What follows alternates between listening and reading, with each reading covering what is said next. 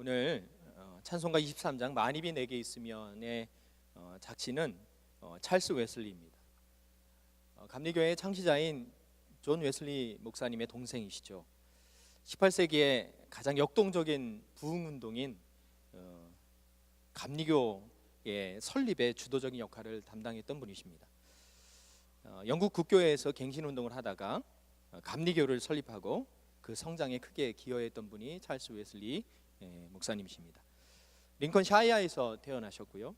웨스트민스터 학교하고 옥스퍼드에 있는 크라이스처치 칼리지에서 공부를 했습니다.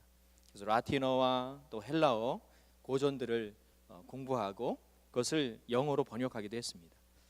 그러다가 1728년에서 29년 사이 겨울에 영적인 각성을 경험하고 난 다음에 홀리클럽이라고 하는 이 창단 멤버가 됩니다. 그래서 주위 사람들은 이 마치 좀이 옷 먹듯이 성경을 먹는다고 해서 성경의 좀들이라고 표현을 했고요. 얼마나 이 성경 연구를 많이 했는지, 그리고 금식하고 교제하고 기도하고 또 구치소 방문하고 이런 과정을 통해서 경건 훈련을 엄격하게 해서 메소디스트, 방법주의자들, 규칙쟁이들 뭐 이런 표현을 썼습니다. 저희가 목양 메소디스트 철치죠. 우리는 사실은 영적인 훈련을 하는, 그래서 지속적으로 이 거룩한 훈련들을 해가는 그런 믿음의 유산들을 통해서 저희들이 지금 자라왔고 자라가고 감리교회는 그렇게 자라나고 있습니다. 1735년에 이 찰스 웨슬리 목사님이 요한 웨슬리 목사님이 이제 신대륙인 조지아로 이렇게 선교사로 가는 것을 돕기 위해서 사제 서품을 받게 되고, 그 1736년에 1월 존 웨슬리 목사님, 찰스 웨슬리 목사님이 같이 여객선을 해서 영국에서 신대륙의 조지아 그리고 사우스캐롤라이나 사이에 있는 사바나 강을 향해서 쫙 갑니다. 배는 신대륙에 정착할 이주민들하고 또 웨슬리 목사님 형제분들, 그리고 독일의 모라비안 교도들이 함께 26명이 타고 있었습니다. 모라비안 교도들은 밖에서 벗어나서 자유롭게 예배할 수 있는 그런 아메리카 대륙을 찾아가고 있었죠. 근데 갑자기 여러분들 잘 아시는 내용입니다. 갑자기 폭풍이 불었어요. 거센 바람으로 순식간에 돛대가 두동강이 나고요. 바닷물이 갑판으로 거칠게 두들깁니다. 선실의 승객들이 비명을 지르면서 이리저리 뛰어다닙니다. 죽음의 공포가 모든 승객들에게 이렇게 임했을 때에 모라비안 교도들은요, 흐트러짐 없이 갑판 위에서 찬송을 하기 시작하는 거죠. 그래서 그들의 평온함에 홀린 웨슬리 형제는 흔들리는 난간을 막 붙들면서 신기하게 쳐다봤습니다. 폭풍우가 멈추고 웨슬리 목사님 물어봤습니다. 조금 전에 몰아친 폭풍우 겁나지 않았습니까? 그랬더니 한 모라비안 교도가 하나님이 함께 하십니다, 이렇게 고백했다는 것이죠. 이 선사의 경험은 웨슬리 형제의 삶을 완전히 바꾸었습니다. 나중에 그들이 하나님을 경험하게 되는 계기가 되었습니다. 물론 이 계기가 그 당시에 열매 맺은 것은 아닙니다. 이 선교, 이 인디안 선교, 또 아메리카 대륙에서의 선교가 요한 웨슬리 목사님 당시 33세였고 소피아 홉키라고 하는 18세 여자분과의 연애 사건 때문에 영락없이 실패가 됩니다. 그 과정을 이야기하면 굉장히 복잡해서 하여튼 연애, 그러니까 그 웨슬리 목사님의 마음을 표현하게 되었고, 소피아 홉키가 간호도 하고 또 마음을 이렇게 나눴는데 웨슬리 목사님이 행동을 조금 잘못하신 부분이 있어요. 그래서 이게 어그러지고요. 결혼할 수 있었는데 이 소피아 홉키는 다른 남성과 결혼하게 되고 그 과정에서 선교에 큰 지장을 맺게 됩니다. 그래서 실패하고 난 이후에 영국으로 돌아오기로 결정한 찰스 웨슬리 목사님, 요한 웨슬리 목사님 영육으로 다 지친 상태로 영국에 돌아옵니다. 존 웨슬리 목사님께서 그 회심한 곳이 올더스게이트죠.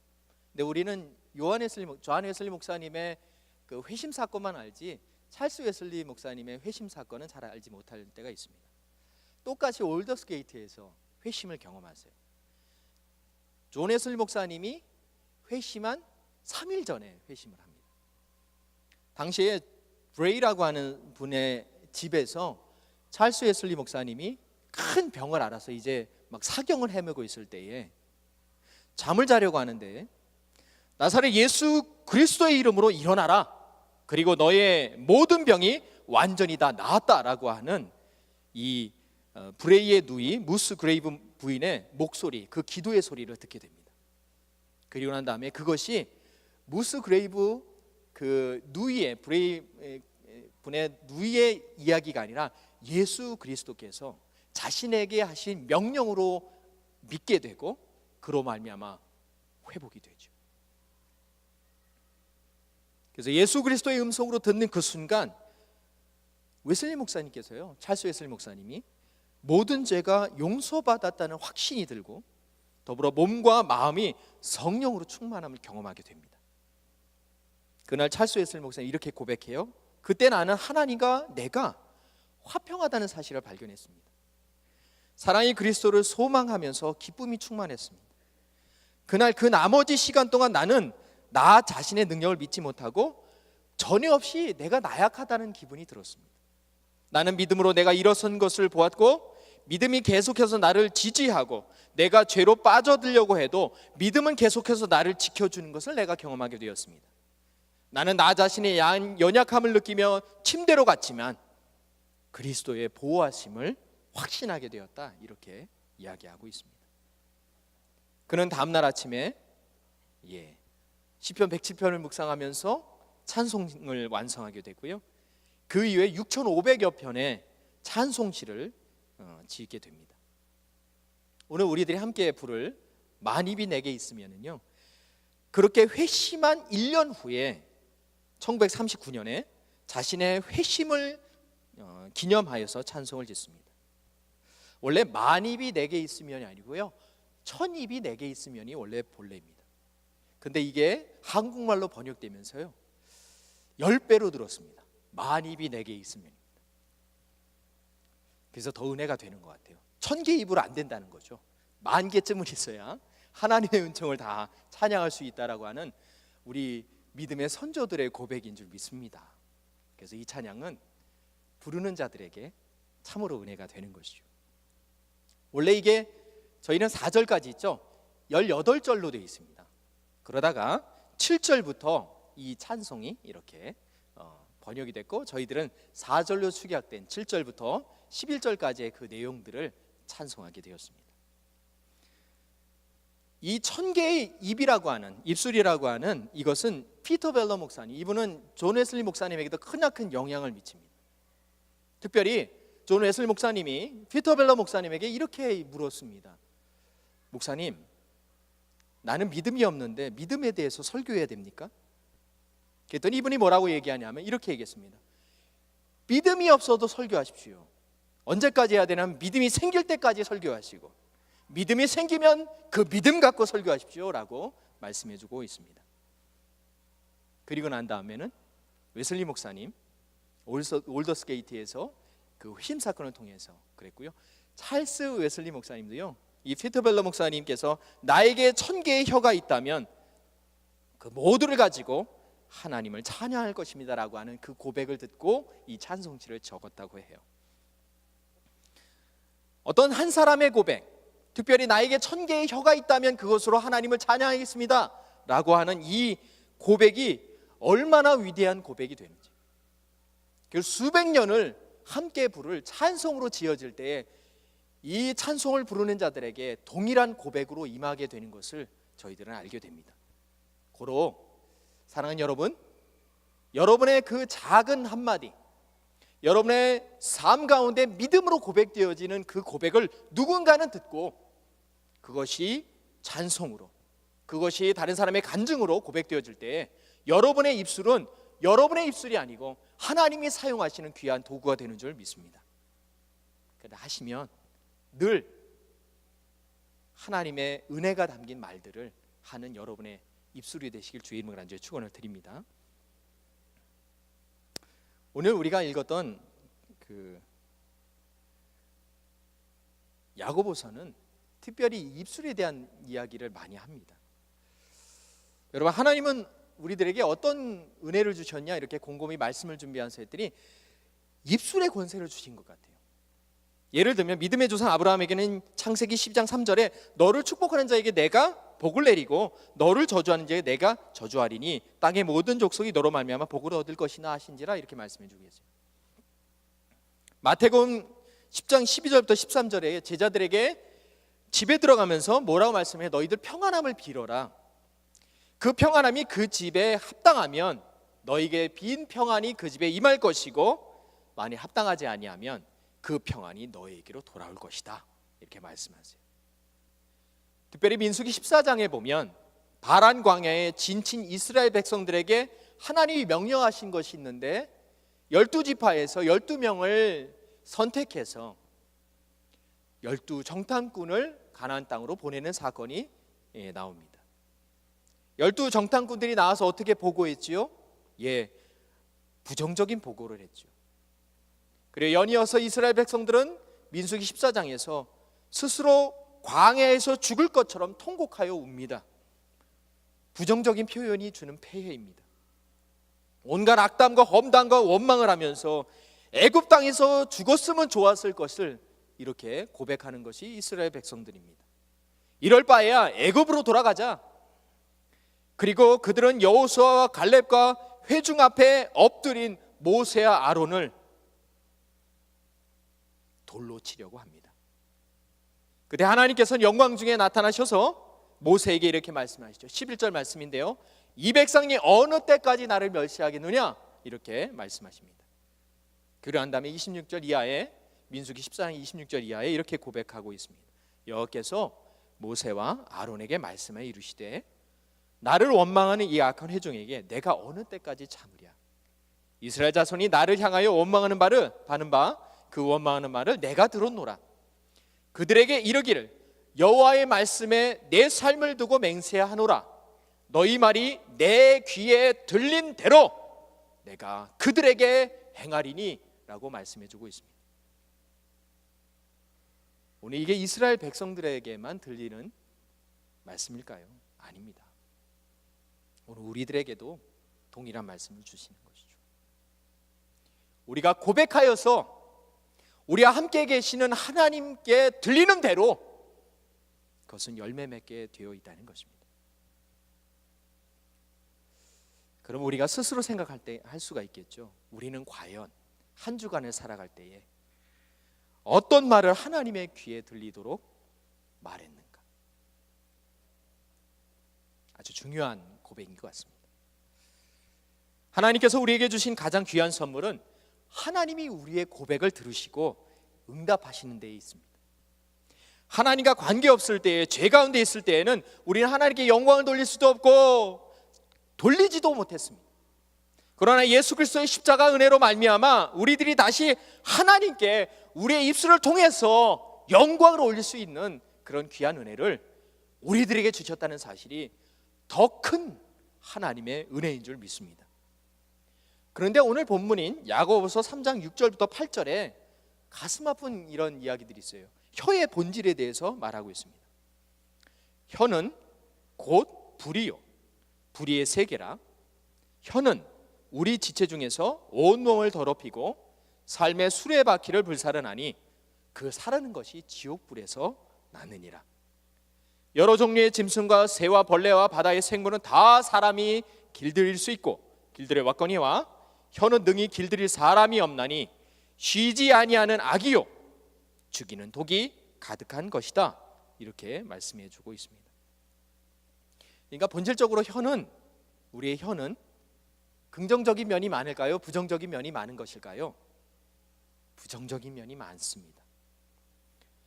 우리의 혀는 선한 것이 아닙니다. 불입니다. 이 산 태우고 저 산 태웁니다. 불의의 세계입니다. 우리의 혀는 정의의 세계가 아니고 불의의 세계입니다.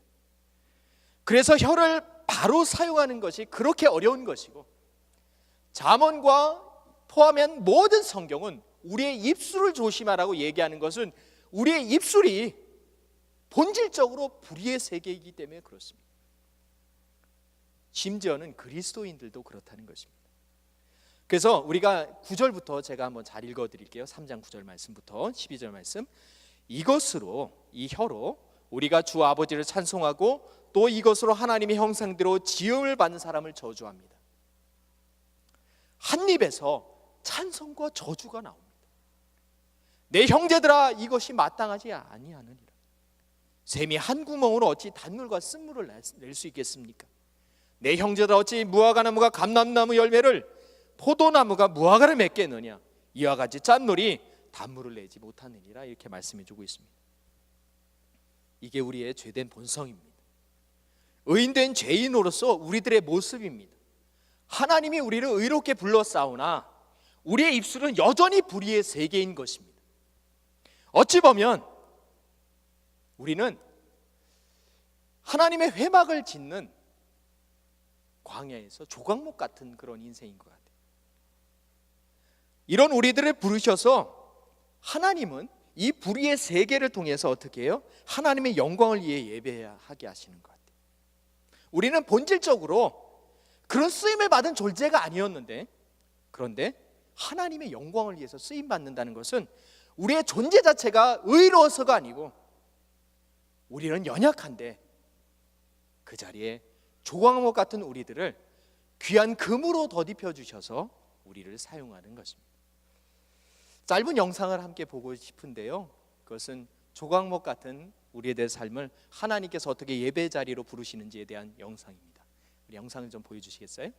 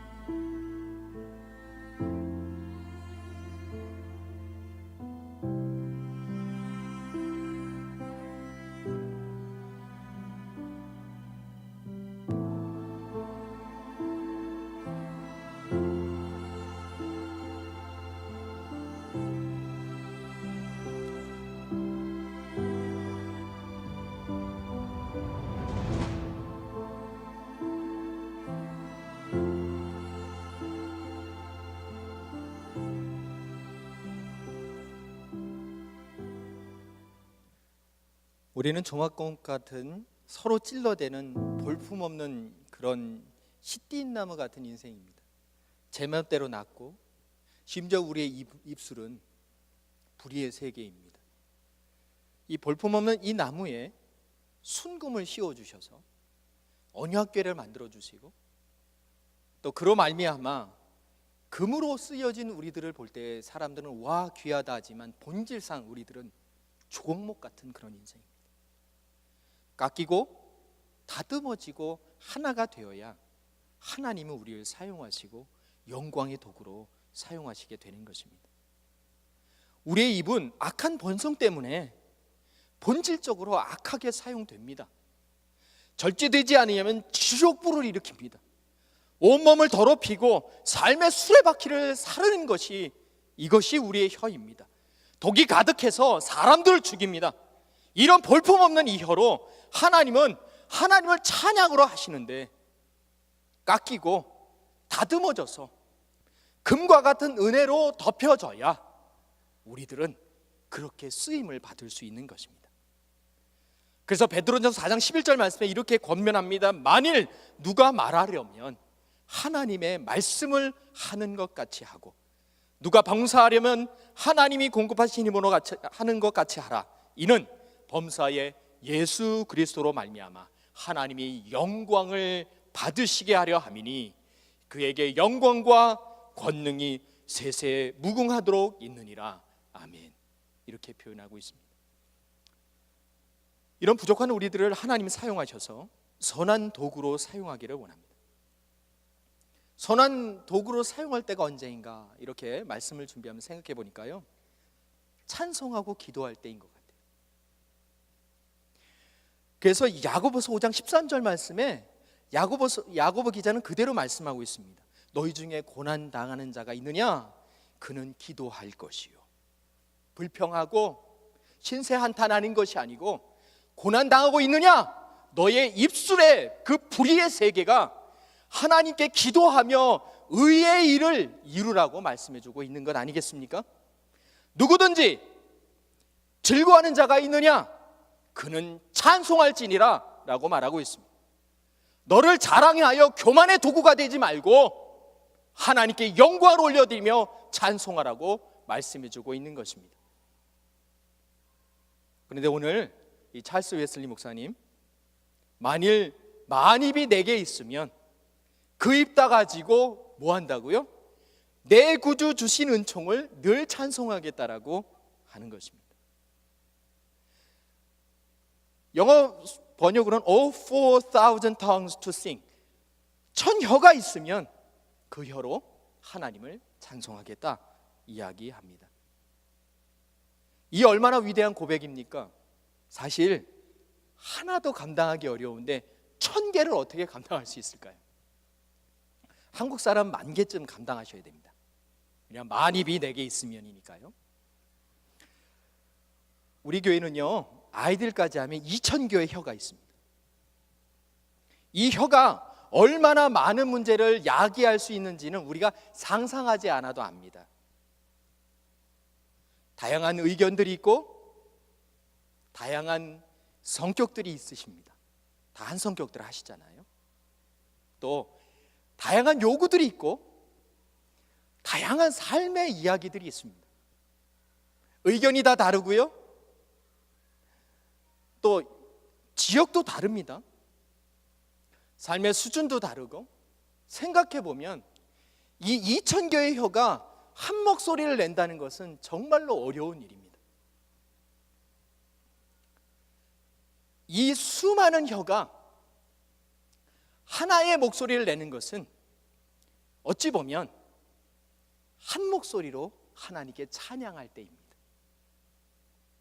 그래서 만입이 내게 있으면 그 입 다 가지고 내 구주 주신 은총을 늘 찬송해갔다라고 이야기하는 이 찰스 웨슬리 목사님의 그 말을, 그 고백을 우리들은 우리의 교회를 통해서 증명할 수 있는 것입니다.